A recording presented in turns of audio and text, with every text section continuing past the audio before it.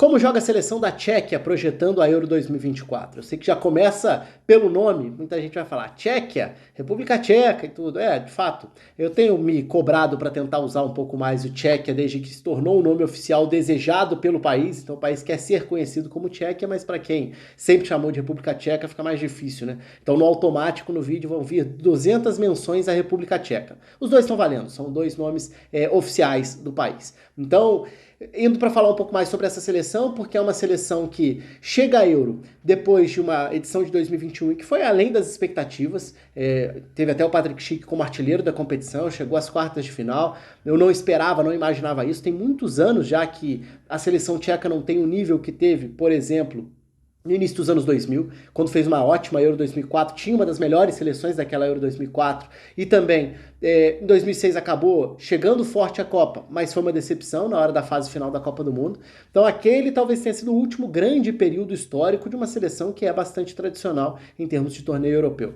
Então, como chega essa República Tcheca dessa vez? Chega com algumas dúvidas, é um time que não é o mais habilidoso, a grande marca dessa equipe é a busca por um jogo físico, um jogo de imposição, de estatura, de duelos, de força física, de trabalho sem bola, de tentativa de usar muito o fôlego, o pulmão, esse lado bem mais físico do jogo para tentar competir. Um jogo mais direto, muitas vezes, um jogo de bola aérea, e isso tudo é válido, é uma estratégia.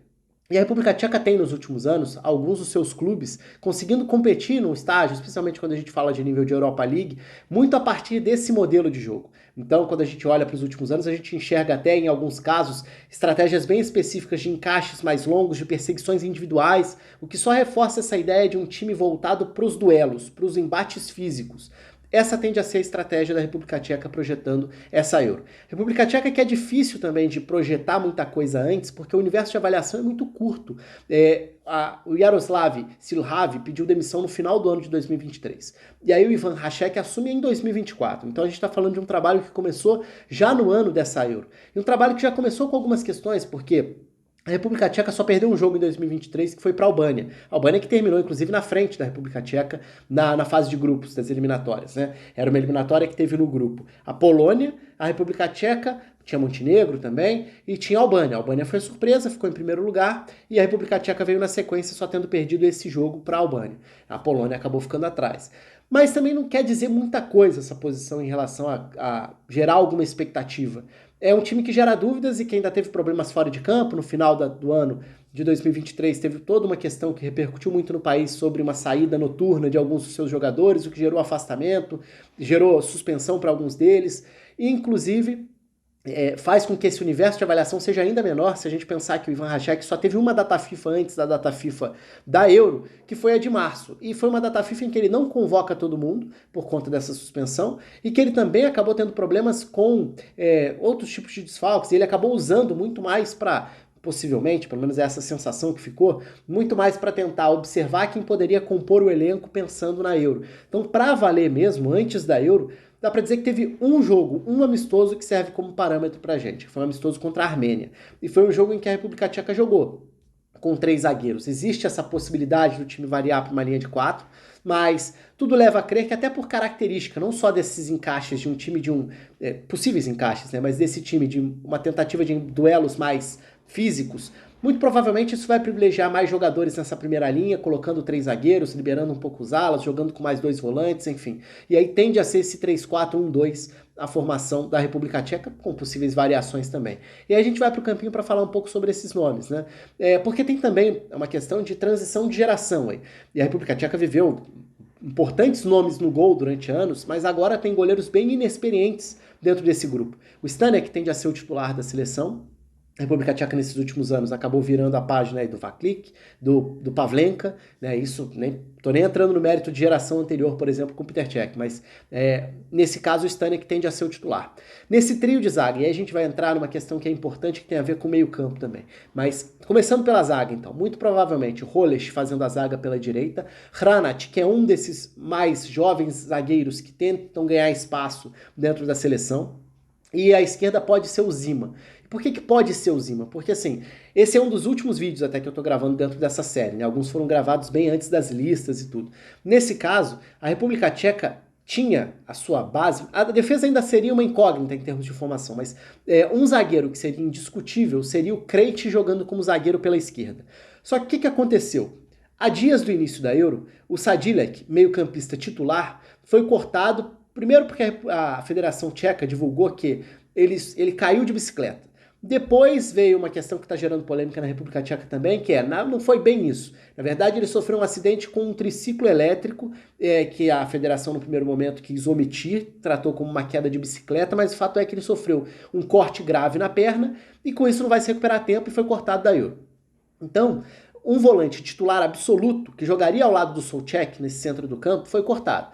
Isso pode fazer com que o Krejci seja deslocado, já que é um zagueiro que pode jogar de volante, pode ser deslocado para essa dupla de volantes. Então, assim, se já era meio abstrato tentar imaginar como seria esse time, por todas as dificuldades que eu já mencionei, com essa mudança de última hora fica ainda mais difícil cravar alguma coisa em relação à formação e às escolhas de nomes das equipes. Eu tô supondo, e aí é bem na base do palpite mesmo, que o Krejci possa ser essa opção à frente da defesa, passando a jogar como volante ao lado do Souček, o que abre uma posição na zaga, e aí o Zima pode entrar para ser esse zagueiro pelo lado esquerdo. Mas suposições apenas. Então essa é a defesa de, como eu falei, estatura, jogo aéreo, a bola parada pode ser uma alternativa importante para a República Tcheca ao longo do torneio, bola parada ofensiva, essa tentativa de explorar a estatura, jogo físico, jogo aéreo. Então, partindo de Holeš, Hranac e possivelmente o Zima pela esquerda, indo para a dupla de volantes, já que eu já citei, né? Possivelmente o Krejci fazendo esse papel do volante pela esquerda e o Souček ao lado dele. O Souček tem um papel muito importante aí, né? Além de ser um dos principais nomes desse time, em termos de exigência, de teste semana após semana, jogando na Premier League e tudo, ele é um volante não só de força física, mas é um volante de chegada à área adversária. Então essa aparição dele para atacar a área adversária também é uma arma ofensiva da seleção tcheca. Indo para as alas. Pelo lado direito, o Coufal, outro jogador com experiência de Premier League, outra dessas referências, embora tenha sido um dos afastados lá naquela polêmica de 23, no final do ano, mas ele é o ala pela direita titular. Tem o Dudera, que pode ser uma alternativa pelos dois lados, mas na direita parece estar mais resolvido. Na esquerda, que pode até ter um pouco mais de disputa, o Jurasek tende a ser o titular partindo dali, mas é um setor já um pouco mais problemático. E aí, já falei dos três zagueiros, dos dois volantes, dos dois alas. Aí a gente chega na questão da composição ofensiva. O Barak é tido como a principal peça em termos de meia de criação dessa seleção tcheca.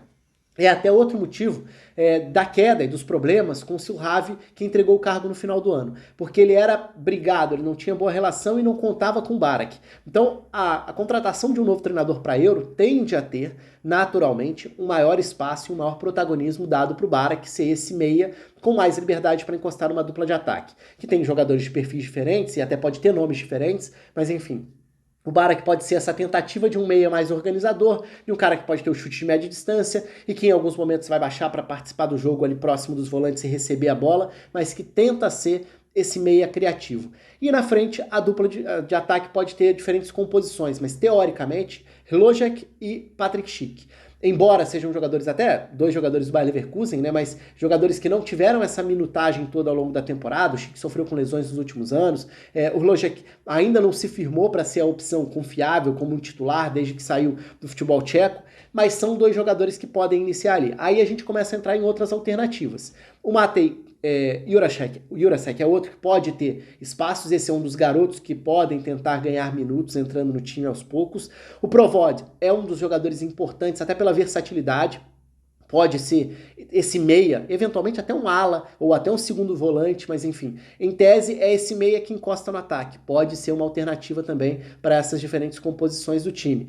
O Cherv pode ser uma novidade, tentando ganhar essa disputa na dupla de volantes ao lado do Souček, que poderia devolver o Krejci para a zaga, e aí no ataque em si, né? Kusta é um atacante que frequentemente tem minutos, muitas vezes como titular, não vai ser surpresa se ele for titular nessa dupla de ataque.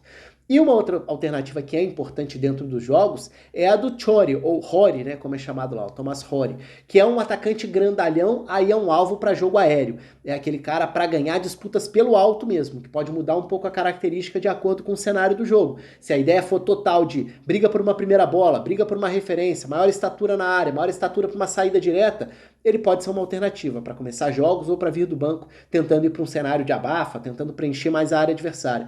Então, quase tudo passa muito mais por capacidade física, valências físicas, do que exatamente por ser um time de grande habilidade ou de grande perfil técnico, diferentemente de outras gerações tchecas. Essa é uma seleção que tende a basear o seu jogo com e sem bola muito na questão física, de embates, de ganhar duelos, de arrastar marcadores conduzindo a bola na base da força, de conseguir se sustentar no ataque a partir de pivô, de ganhar essa primeira bola, de laterais de força na chegada à linha de fundo para buscar algum tipo de cruzamento. Então esse é mais ou menos o perfil de uma seleção que hoje é difícil saber exatamente o que esperar do ponto de vista técnico e tático dentro da competição, porque coletivamente a gente viu muito pouco desse trabalho que começou em 2024 e não teve tantos jogos assim antes da Euro começar. É isso, o espaço está aberto para vocês, um abraço e até a próxima.